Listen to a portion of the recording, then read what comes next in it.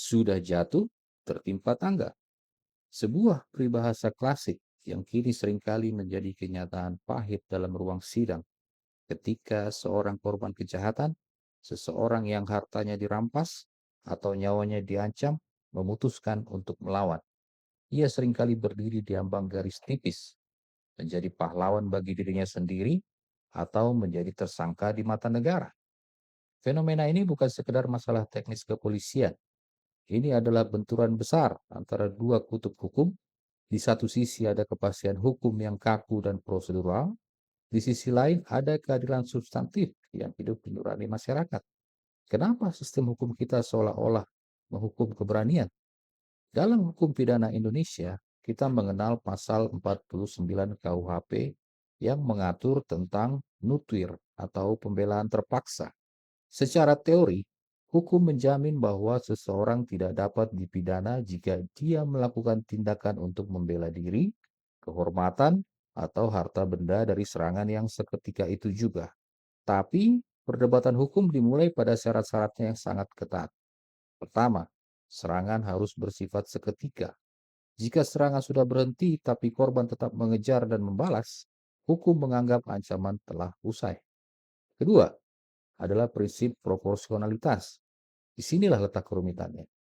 Apakah seimbang melawan jambret yang hanya bermodal tangan kosong dengan senjata yang mematikan? Hukum menuntut keseimbangan, sebuah tuntutan yang secara psikologis hampir mustahil dilakukan oleh seseorang yang sedang berada di bawah ancaman maut. Poin krusial yang sering menjadi pusat perdebatan adalah nutwir ekses atau pembelaan diri yang melampaui batas. Undang-undang mengakui bahwa seseorang bisa kehilangan kendali karena guncangan jiwa yang hebat, rasa takut, panik, atau amarah yang meledak.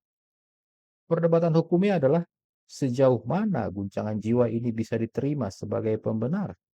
Bagi penyidik, setiap nyawa yang hilang adalah peristiwa pidana yang harus dipertanggungjawabkan melalui penetapan tersangka.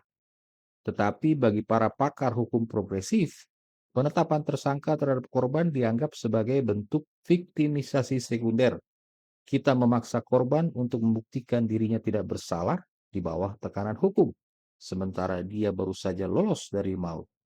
Status tersangka seringkali bukan berarti pasti bersalah, melainkan mekanisme administratif untuk membawa kasus ke pengadilan. Tetapi bagi publik, status itu adalah stigma. Ini adalah kegagalan komunikasi hukum terhadap akal sehat masyarakat. Ke depan, perdebatan ini menuntut pergeseran paradigma. Hukum tidak boleh hanya berhenti pada teks pasal 49, tapi harus melihat konteks psikologis korban. Kita butuh pendekatan yang lebih manusiawi dalam proses penyidikan, agar korban kejahatan tidak perlu merasa terancam dua kali, sekali oleh penjahat dan sekali lagi oleh sistem hukum. Keadilan sejati tidak ditemukan dalam hitungan matematika proporsionalitas serangan, melainkan dalam pemahaman bahwa setiap orang memiliki hak asasi untuk melindungi nyawanya.